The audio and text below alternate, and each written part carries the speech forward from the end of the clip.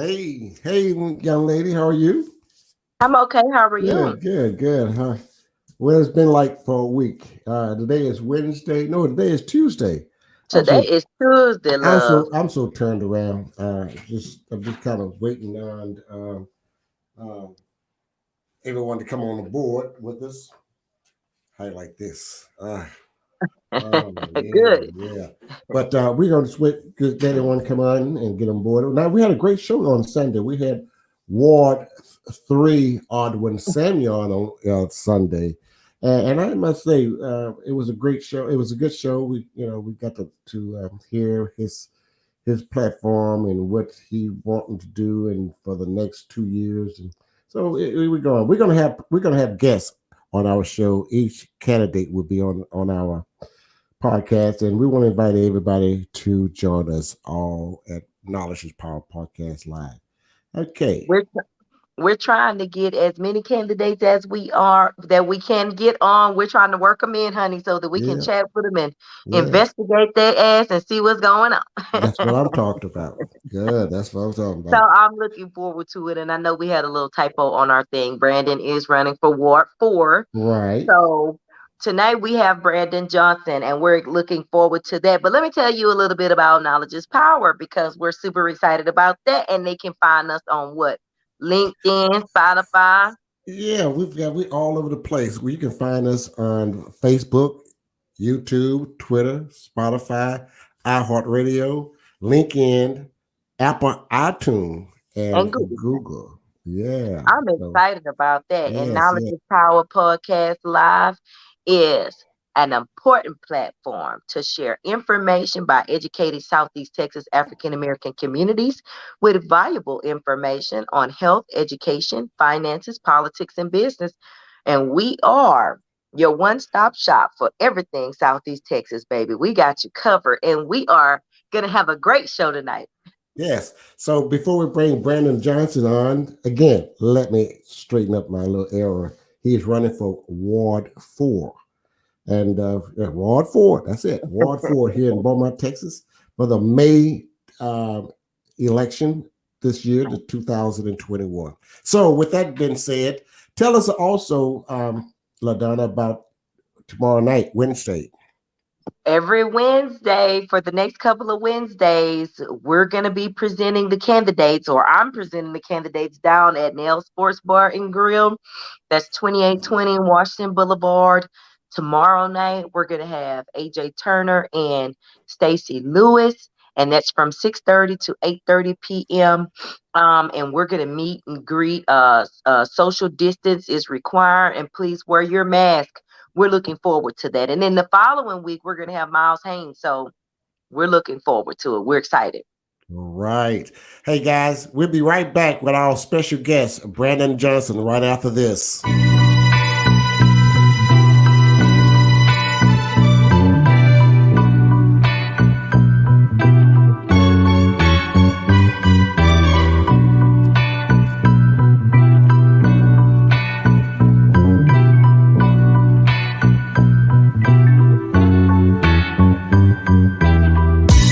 Welcome to Knowledge is Power Podcast Live with your host, Tony Redfro,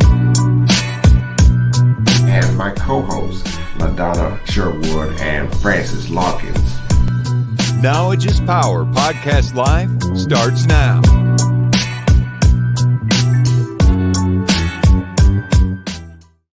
All right. Hello, Brandon. Brandon Johnson. How you doing? How you doing? Great. And you know who's also here with us? LaDonna Sherwood. Of course. Yeah. We're going to be talking with Brandon Johnson, everybody. He's running for, and he's a candidate for Ward 4 here in Beaumont, Texas, for the May election. And we are going out full force with all the candidates that we're going to have them joining us. But tonight is a special night. We've got the Archie King, Brandon About me? Johnson. Yeah. All right, guys. LaDonna. Okay, Brandon, here we go. I got your back. Let's talk a little bit about who you are. Tell us Yes. I want to know who is Brandon Johnson. I don't know Brandon Johnson. So tell me who is Brandon Johnson is. Tony, you don't know me? Come on, man. Brandon Johnson. I was born and raised in Beaumont, Texas. I've been here for 35 years. My then Willie Johnson. Where my mother is from Beaumont as well. She was part of the same growing up. She married my father. He's originally from Louisiana, Willie Johnson. Um, I have a twin sister. I have an older brother, and I have a daughter who absolutely changed my entire life. I'm a local business owner. I went to Lamar University, got a degree in bachelor's degree, and went on to work at Verizon, where I became a real estate investor. And then I went back for my real estate license. After 4 years, I became a real estate broker. Realty Depot, Texas is my company, and we just had our 4-year anniversary. We're the only full-fledged brokerage in this area. We offer property management, buying and leasing, financing. We've partnered with Town Square. I'm a loan originator with Town Square Mortgage as well, so we use them for all of our financing, in-house financing, and things like that. We also offer rehabs and everything. I have been a community advocate for quite some time. You know, I have a nonprofit organization, and we're very active in the community. And I'm just ultimately a public servant. You know, I enjoy helping others. I enjoy helping my community. I'm extremely passionate about that. I'm an open book, really, but that's the long and short of it. Well, let me ask you a question. You said you're extremely passionate about that. Tell us what makes you a good candidate for Ward 4. Give us a little bit about why should we choose you for Ward 4? What makes me a good candidate for Ward 4? One, I'm passionate. I'm passionate about my community. Again, I've been in Beaumont for 35 years. My mother has been there for 60 plus years. My grandparents, my aunts, uncles, cousins, you know, all of my family is there. So seeing Beaumont on the right path, it's what I'm here for. So when I speak to my passion, that's where it comes from. You know, I'm a person with integrity. Um, I'm innovative. You know, I'll be transparent in the office. Why you should vote for me is because I'm here for you guys. You know, I'm not a politician. Point blank period. I'm a public servant, and I believe that when you are an elected official, you are a public servant. So the public comes first before my own personal anything that I want. My community, my constituents, the people who hired me or elected me to work for them. That's who I'm here for.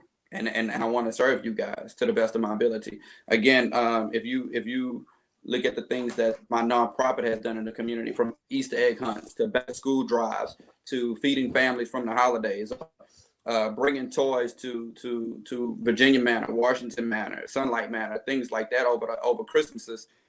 That wasn't for my own personal gain. That was to put a smile on other people's face. And so when I speak to me being able to serve my community, that's what I'm here for. Whenever we give bikes away at schools and things like that, that's what your people who have a vested interest in your community, that's what they do. They're active in your community. Tony, you got a question? Go ahead, baby. Okay.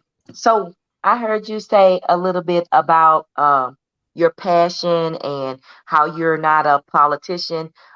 Tell me a little bit about what do you think some of the issues are facing Beaumont? What do you think some of the main issues are facing Beaumont? Some of the main issues, important issues, in my opinion, is infrastructure, the brown water, the lack of economic development, our schooling, our school board as a whole, as well as the growing crime rate. We have roughly over 118,000 citizens in Beaumont, and we have a higher crime rate or equal to crime rate per capita to Houston, Texas, who have and Houston is one of the fastest growing cities in the nation. The brown Tell water. me, yeah, I was going to say, tell me what your top priorities would be if elected. Well, my top priorities. Um, so mm, the brown water, the infrastructure, and drainage would be a huge issue to me. But seeing how I know Albert Turner and Audwin spoke on those when they were on your show, if we get those tackled immediately, my biggest objective or my biggest priority would be youth engagement and mentoring, because the youth is the future of our city, and we Right. have to do something to make sure they're on a straight and narrow path, and we have to give them reasons to stay in Beaumont, opportunities, so, Now, let me ask you this. Tell me a little bit about your economic development initiative and community revitalization that you spoke about before. So the community revitalization program, Beaumont has over 300 red tag properties in the city of Beaumont. I have done a proposal with the city of Beaumont to be able to obtain these properties or purchase them for land value, renovate and rehab if they can be brought back, if they can be renovated and rehabbed, renovate and rehab them and resell them. Actually, let me take a step back. The city of Beaumont has over 300 red tag properties. On the low end, it costs the city about $5,000 to tear down a property. That's $1.5 million if we were to tear down every red tag property. That's $1.5 million that the city is never reimbursed. They don't take ownership of the property, and that property remains not on a tax roll. With my proposal in my program, we are able to obtain the property at land value if we have to purchase it. With me having a nonprofit, they can actually donate the property to us if it's tax deductible. But we will renovate and rehab the property, bring it up to 2015 City Code, which is the latest update. Bring it up to code. If it can't be rehabbed, we will tear it down and replace it with a new structure. But we will sell this property.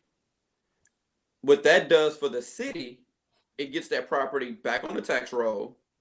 It helps beautify the city. I would much rather walk outside and see a brick home or a new construction over walking outside and seeing a home that's falling apart. Now, let me stop you there. How do you feel like? Do you feel like that affects our economic development? Can you speak to that? Is that what we're speaking of? Yes, very much so, and that's where I was going. The proceeds from the sale of the home will go to scholarship funds. I just had a conversation with Jeremy Pavlovich, and I working with the union, being able to send kids to school for plumbing. The union offers a plumbing program. They offer electrical programs.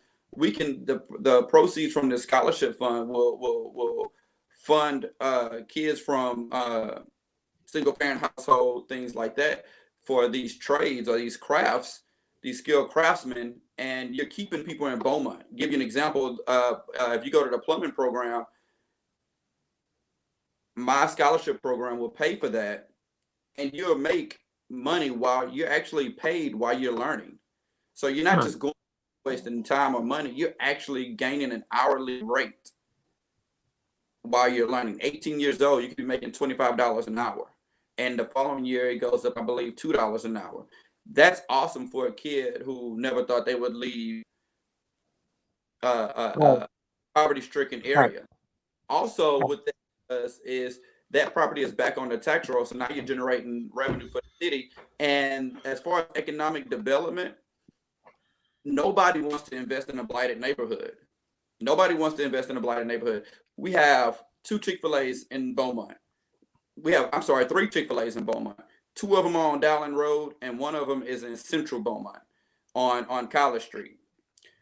We have a multitude of grocery stores. We have a Market Basket on Lavaca and South Park area. You have a Lucky 7 in the north end. And then when you go to the West End, you have 2 Krogers, you have HEB, you have Walmart, you have 2 Market Baskets.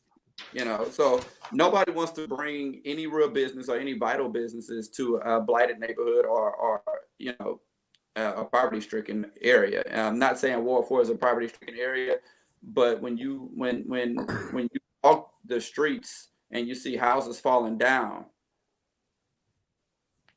nobody wants to. I don't believe a real business wants to invest there. You don't see any title companies on that side of town. You don't see a bistro or things like that on that side of town. We have maybe one bank, and that's Chase on Park Street. Oh, well, Brandon, I'm sorry, I was feeding my face, so I come in a little late, so excuse me for greasing up on you. But let me ask you this: name me 3 major issues that's facing Ward 4, and what can you do to make an improvement, and what can you do to promote growth in Ward 4? That's 3 questions I just asked, right? Let's go to 1. So, can you ask them one at a time if you don't mind? Nah, I can't remember that. You said, what are 3 things facing Ward 4? Right. And what can you do? And what can you do to improve the growth of Ward 4? So I think the 3 things he kind of already touched on that I've heard so far is infrastructure, sewage and drainage, and crime rate. But I think he also said something about economic development. Now, he was talking about a little program that he's working on, but I guess you weren't, Tony, you know what? You clearly weren't listening to the conversation. I told you I was greasing my face. I was trying. Okay, so now you want us to backtrack. Okay, I can Now- grill him in. Okay, now I asked this question to all the candidates that comes on our show, and and I want to make sure that we are on the right page. What skills would you bring to the table as a councilman for Ward 4? Well, before we go there, LaDonna touched on crime rate, and you asked what we did talk about the other 2 issues already, but LaDonna also touched on crime rate again. I'm for community policing. Like when I was growing up, we had Chicken Club, we had Dare. Joe Stevenson was my Dare teacher, and he was one of the many people in my community that I didn't want to disappoint. I remember when he would visit our school one particular month. I was student of the month, and he brought me a picture of himself when he was playing college football and things like that, and that meant the world to me. I had it framed and hung up for years to come. But we don't have that accountability, or we don't have those type of leaders like we once did. And I don't even think Chicken Club is no more. So So you're saying you want to bring back some of those programs?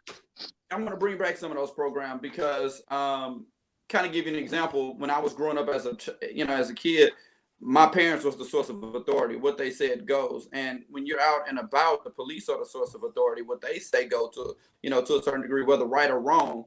But when it comes to community policing and you see your police officers being involved in your community, you build a relationship with them. And along that relationship, you build confidence in them. You build your comfortability with them.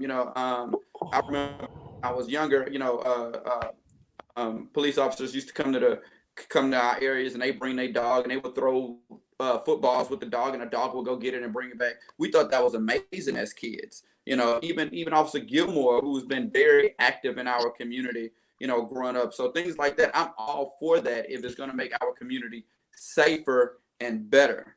So you're saying that. But I'm asking this then. To bring that type of atmosphere to the Ward 4, are you in favor of hiring more minorities? Will you be interested with the chief of police to try to work on hiring more minorities on the police force so they can look something like us? Yes, I am all for hiring more minorities, very much so, because as bad as this may sound, I'm more comfortable being pulled over with a police officer that look like me as opposed to a police officer that doesn't look like me. You know, law-abiding citizen. But, you know, we relate to things that look like us. So, you know, when I get pulled over, I'm nervous. My hands are hanging out the window. So, yes, I definitely would love to work with the chief of police who, you know, my heart goes out to him. I know he had a death in his family recently.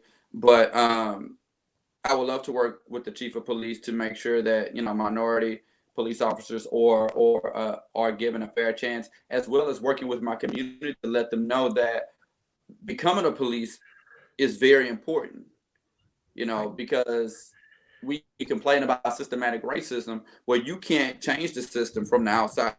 You have to become part of the system to change the system. Now, I want to ask you something on a sidebar because we're talking about Ward 4. And I guess we'll get to this in a minute, but you are familiar with the council manager style of government. With that being said, you know, they like to distribute monies equally between the wards.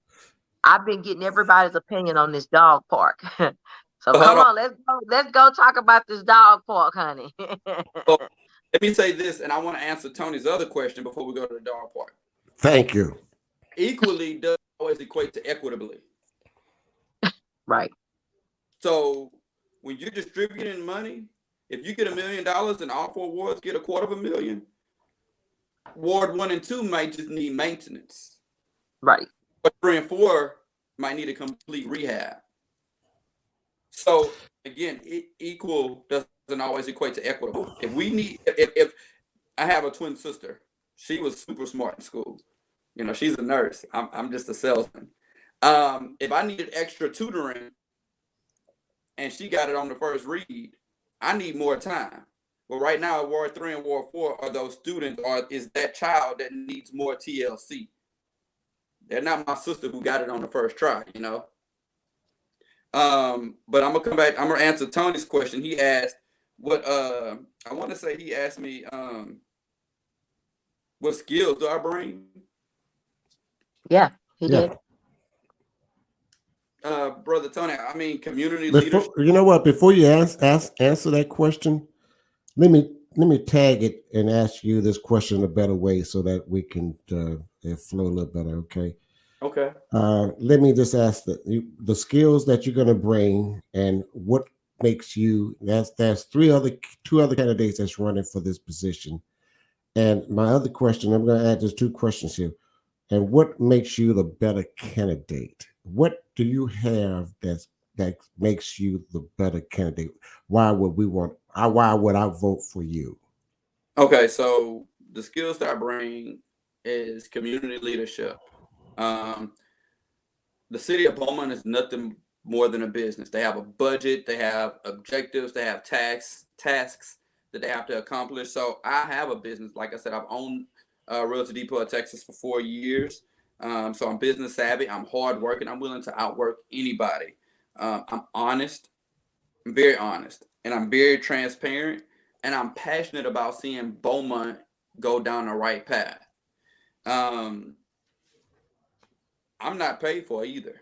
I'm running on my like I am very selective who I take endorsements from because I don't want to feel like I owe anybody anything other than my constituents, other than Ward 4. I'm here because I've been preparing for this position for about 6 years now. My uncle started taking me to these city council meetings back in 2010. And 6 years ago, I wanted to run. And I had a family member that was running, so I didn't run.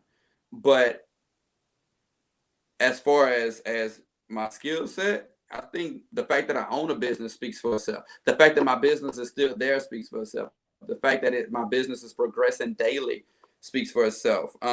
Because here, again, you know, the city of Beaumont is nothing more than a business. We have a $45 million account. We have a budget. We have water, drainage, and sewer issues that we have to tackle and things like that. So my reason for being a better candidate is because I'm willing to get out there and work side by side with the people of Ward 4, as well as the rest of the city of Beaumont. Even though Ward 4 will be my ward and be my main priority, I'm here for the whole city of Beaumont. You know, there's no reason why the entire city of, let me give you an example. when I went to Lamar University, and I grew up in the Pale Orchard, and I live in South Park now. When I went to Lamar University, I was a peer advisor. And every year during Week of Welcome, I had a multitude of parents ask, who would put a university in the middle of a ghetto? Once upon a time, South Park wasn't the ghetto. But perception is reality. And the only way to change someone's perception is to clean up your act. You know, if you think I'm a certain way, the only way to change your perception of me is to change the way that I perceive myself or the way that I present myself. So we have to change the way that Ward 4 presents itself to our constituents and the people who are visiting Ward 4, because we want them to know that we deserve better and we are better. And I believe that. And that's a good way of thinking, and I appreciate you saying that, because it takes all of us. Excuse me. It takes all of us to make our city better. The volunteers and those that's not always complaining, but don't want to help out and with our city. So stop complaining. And they always say, stop complaining if you don't want to vote and make things change. We've got to do better than that. Part of the problem. If you don't come to, you're part of a problem. I'm big on accountability. If I'm not doing what you hired me to do or what you elected me to do, hold me accountable. Right. Come to the meeting, call me out, because we can have a conversation about that. And I'm being in the hot seat. I say and or do, I'm gonna stand beside it, because I'm gonna do what's best for my city. Let me ask you, I think some people aren't really familiar with the council manager style of government. Can you kind of explain? Because, I mean, while you may have all the best intentions, if nobody goes with you because of the style of government, these things could be blocked or halted or different things depending on. Can you explain a little bit what does it take to get something passed, an initiative brought to the floor, things of that nature? So for the people that maybe don't understand. That's what we want to hear. Yeah, man, look, I have been educating people on this for a while now, since this election has started, because of course, this is a very, very important election. This is huge. Right. Yes. I mean, several seats up for grabs and things like that. So making sure we pick the right candidates is key. Our council. Not to cut you off, Brandon. You said the right word. Voting for the right candidate. Not just because we know them or know you. We want the right candidate, because you're not going in it with an I mentality. I, me, and myself mentality. We want someone that's want to go out there and just bust their balls just to do what it takes to make our community much better. Exactly. And I'm that guy. I'm not bought and paid for, but we have that style of government where it takes two people to bring something to council to get it passed. So kind of give you an example right now. If our incumbent right now in Ward 4 brings something to council. How long? I'm sorry?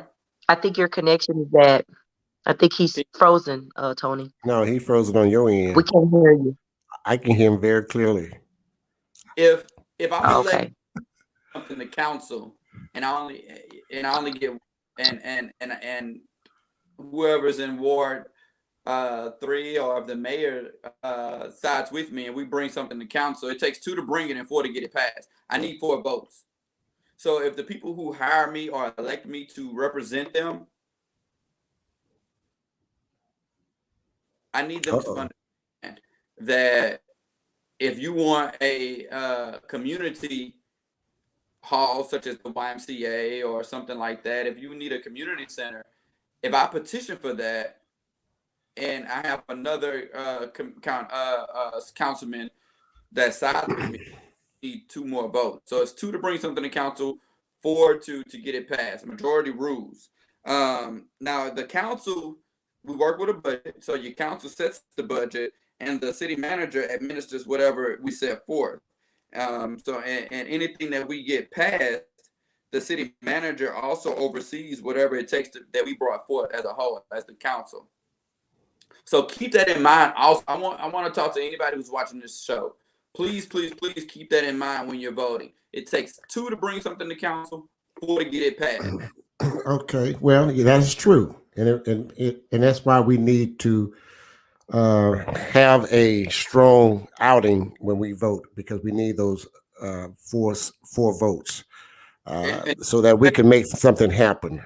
And the councilmen, have so many people that they can appoint to other seats. So, majority rules. Majority rules. Councilman Brandon, I'm sorry. Candidate Brandon. Listen, okay. I don't live in Ward 4, so I'm not going to be able to vote for you.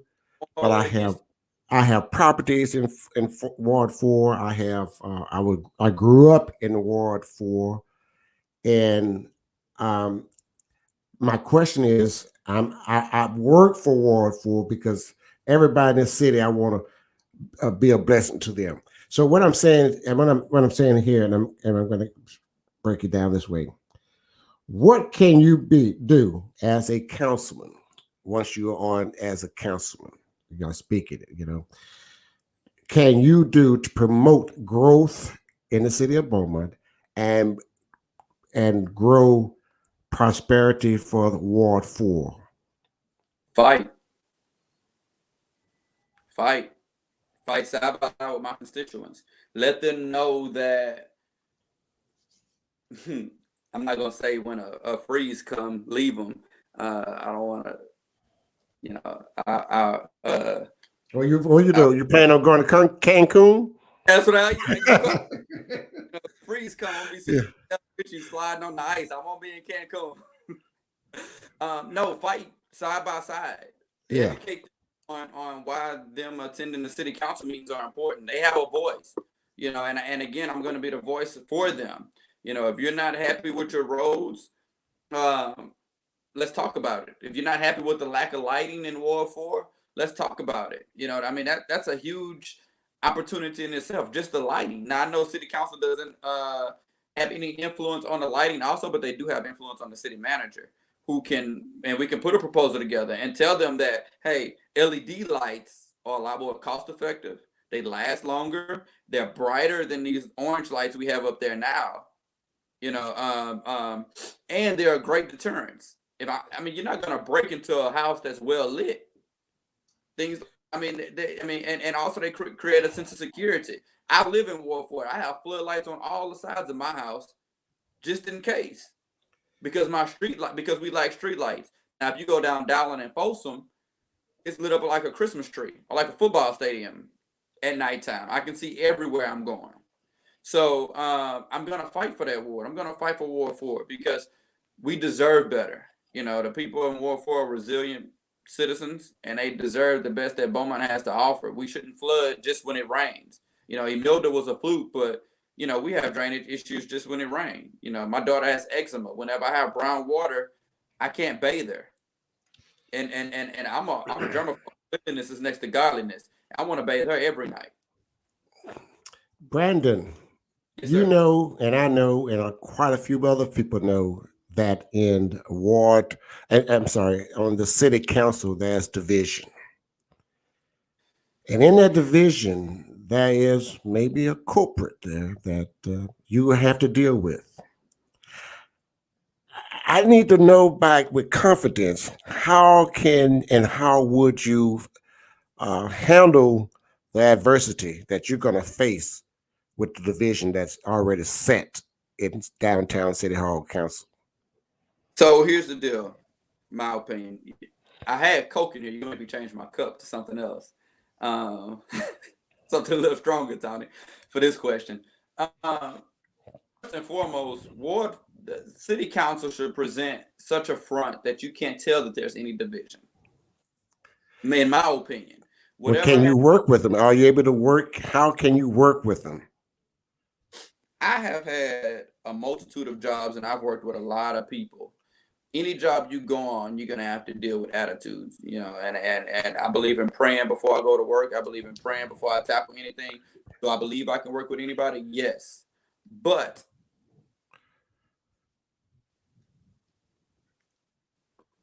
oh gosh, can I work with anybody? Yes. How will I handle the division? Again, if we stay on track, whatever's on that paper that we print out every week for council meetings, if we stick to that agenda and we don't divert and bring up our own agendas, you won't know that there's a division. Because the city, it shouldn't be a division in council if the city of Beaumont is your concern. Okay. Let me put it like Okay. this. Tony, if I get married and my wife has a child, and he or she is a troubled child, and our objective is to make sure that this child stays on the right path or anything like that, we shouldn't have any division. We have one goal, and that's to make sure that this kid finishes school and goes off to be something. Right now, this council's objective needs to be that the city gets back on the right track, lower our crime rate, get our infrastructure fixed, get our drainage fixed, get back from brown water to clear water. When I started running my water the other day, it looked like tea. And so you should not see a division at all if we have that one common goal in mind, and that's the greater good of the city of Beaumont. Can I work with anybody? Do I think people have their own agendas? Do I think you have to deal with different temperaments and things like that every day? I own a business. When I hire people, I know right off I'm going to have to deal with different temperaments. Everybody that I manage and sponsor have different attitudes, different tempers. Some people are coin operated. Some people are stick motivated. Some are carrot motivated. Some you have to stay on. Some just going to go out there and hustle. You have to get to know the people that you're working with, the people that you're managing, and coach and manage them accordingly. So if someone is causing a ruckus all the time, then we have to expect that. Okay, we know when we get to the council meeting, this person is going to do A, B, C, and D. So to counter that, we have to do X, Y, and Z. So I mean, you get ahead of it. It's chess, not checkers. But I mean, if you stick to the common goal, which is the city of Beaumont and making the city of Beaumont a better place, a safer place, bringing economic development, bringing jobs and things like that, then small things should not matter. You won't see the division. My parents, my mother always said, whatever going on in our house, we keep it in that house. So you wouldn't know if me and my brother had a fight earlier that day because she wouldn't go tell nobody and she didn't allow anybody else to tell anybody. I'm not gonna say she didn't allow anybody else because that sounds bad for my dad, but she didn't allow anybody else. Okay. Let's move on to the comments. Those who are watching and are listening to Knowledge is Power podcast live, and let's. I'm going to only ask you questions. I'm going to give you 1 minute to reply to it and answer that questions, and we're going to move on because we have quite a few, and I might not be able to get everybody's questions answered. So, are you ready? Yes, sir. Are you ready? All right. Here we go. No crazy stuff, Tony. I know all you. right. I'm not a drama queen. Woo. Let's go from here. All right. Let's see here. Hold yes. on. Before we start, Brother Tony, Donna asked about the dog park. Do we need to answer that? Man, we don't need to ask that damn dog park. Nobody want no damn dog. They want a dog park, put it in the backyard somewhere. So let's move on. What are your plans to bring people of all races in Ward 4 together? There is a suspended division politically in Beaumont, and which is true. We have some division in our communities as well. So what, and again, I'm going to repeat the question coming from Alice Felix Ramsey. What is your plans to bring people of all races of Ward 4 together? That's a hard one. I'm going to let you study that. The things that I have always wanted to do is have family day in the park, things of that nature, where people can come out and Sure. enjoy bring their families together. bring the families together, man. You know, like I come from a generation where if my neighbor whooped me, my parents whooped me when I got home. You know, I remember asking certain people, "Hey, don't tell my daddy you spanked me because he gonna spank me again." But we had community families. My parents knew everybody on their street. Me personally, I only know the person to the left of me and the right of me. So to bring communities together, we have to have community events. Bring, you know, where Sprott Park is one of our bigger parks. Have basketball tournaments there once a month and things like that, where people can come out and engage each other and show love and happiness to each other. You know, renovate Alice Keith Park so people can go there and have fun and get to know each other. I mean, Alice Keith Park, I think. We just need more. We need more family orientation activities for our communities, not just Ward 4, but Ward Look at, 1, 2, 3. I'm super friendly. When I see people, I speak and things like that. I wave. Yeah, but the majority of our community, when we see each other, we mug them. We have to change that narrative. You know, we need more community events where people can go and have a good time and be happy with kids. Right. We need to change that. Yeah. Now let's move on to another question from Terry Roy. And let me read this here. I didn't read it before I posted, but let's see this. The city is currently under a agreement with the TCEQ as far as sewer issues.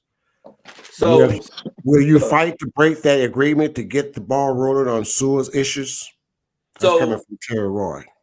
Huge shout out to Terry Roy, man. I mean, Terry Roy needs to be on this show with every candidate because he's a wealth of knowledge. Terry Roy was the one who broke it down for me about the TCEQ, and the EPA and things like that. You know, I didn't know what that was. So what TCEQ does, say for example, if you have 100 issues, well, the TCEQ sets a standard. You might only have to fix 10 of them that year. That's the minimum. That don't mean you don't have to exceed that, but the picture that's painted for me is all I have to do is 10. All I'm gonna do is 10. So yes, Terry Roy, if we can break that contract or that agreement with TCEQ to get the ball rolling on these sewer issues, man, look, I lost my house in Emilda. I lost multiple houses in Emilda. So I'm one of those people who want the sewer issues and the drainage issues fixed. I don't want every time there's a tropical storm or a hurricane that me or my tenants will have to lose everything in our house. I mean, it's a tragic walking in and you see 5 feet of water or you see the water line 5 feet of water in there because we only have to do just the bare minimal to make sure we pass TCEQ's guidelines. I want to be able to fix the issue so that way the city of Beaumont is confident that if we have a flood or a tropical storm, that they're going to come home to a home that's still dry. Yeah, Terry Roy, thank you for educating me on that before you asked me this question. But yeah, no, I'm definitely I'm not in agreement for anything that's going to require just the bare minimum. I am here to remedy the problem, not sweep it under the rug. LaDonna, you can speak last. Okay, well, I'm just going to say that we really enjoyed tonight's show. You done a really great job, and you happen to be my guy, so I'm excited about that. And we look forward to seeing you on some other platforms. And I know that they're going to have a debate. Tell us about the thing that's coming up, Tony, with the citywide podcasters. They're going to. Yes, we're going to have Do the. you have the? Okay, there you go. There we go. I'm going to take this banner down so you can see, but we're going to have the Beaumont Urban Podcast. That's a group of podcasters, African American podcasters in Beaumont, Texas, and we're coming together as one. And we're going to have a Beaumont Urban Podcast debate, April the 3rd. That's a Saturday at 4:30, and it's going to be hosted by DJ Man TV, Prospective, the kickback, the blue table talk, and of course, the best Knowledge is Power Podcast Live. We're going to be there, and we're going to be uh, with the candidates, and we're going to just hammer it out. And also, and again, LaDonna would be in. LaDonna would be. Where are you going to be, girl? I'm going to be at Nail Sports Bar Yeah. and Grill every Wednesday for the next couple of Wednesdays, introducing you to candidates at 2820 Washington Boulevard. And we are looking forward to hosting several meet and greets where you can get out and get up close and personal to meet your candidates, because we want you to get out and vote. That's what I'm working on, to get out the vote effort. Now, in the morning, you can catch me. I don't know if I'm going to be on KBMT or I'm going to be on the news in the morning at 10 o'clock. Oh yeah. So What I'm going to be time? on the news. I think at lunchtime. I don't know if it's Okay. at 10 or 12. I'll send out a post or whatever. But the NAACP is going to be answering some Black history questions, and I'm looking forward to that. So we pride ourselves on keeping our hand on what's going on in the community. You Tune have to. in and keep up to date with Brandon on Facebook for Ward 4. Real quick, Brandon, share. You have anything you'd like to share before we close out? Yes, I do. I want to say this to the citizens of Beaumont. Your local elections, your city council, your mayor, your judges, your ADAs, things like that. Your local judges, your local elections are far more important than your national elections. If President Biden was to pass a law today, it might be a number of years before it gets to us or before it goes into effect. When your mayor, or when you're, for example, when Judge Jeff Brannick says there's a curfew in order at 6 p.m., that's effective immediately.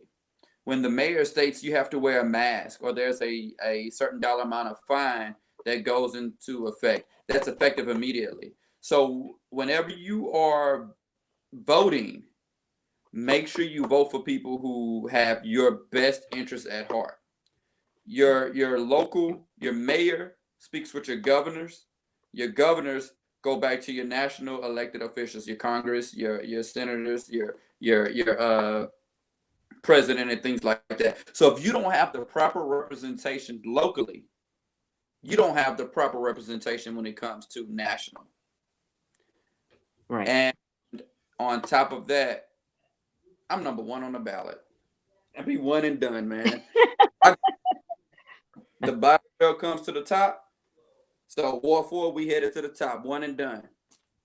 One and done. Everybody, Brandon Johnson, candidate for Ward 4, Beaumont City Council election, May 2021. I'm 2021 throwing me cross rights. But anyway, people, we are going to have all the candidates on, and we welcome you to join us every Sundays and Tuesdays until election. Of course, we're going to have other shows that comes in between those with different articles, but we'd like you to join us every Sundays and Tuesdays right here on Knowledge is Power Podcast Live. Check out our Facebook page, Knowledge is Power Podcast Facebook page as well. And you can find us on YouTube that you want to share with your friends and family this show here. At anytime, we're here for you. Thank you again, Brandon. Hope to see you at the polls, everybody. With that, good night. You'll definitely see me at. Thank you for watching Knowledge is Power Podcast Live. Be sure to like and subscribe to all Knowledge is Power social media pages.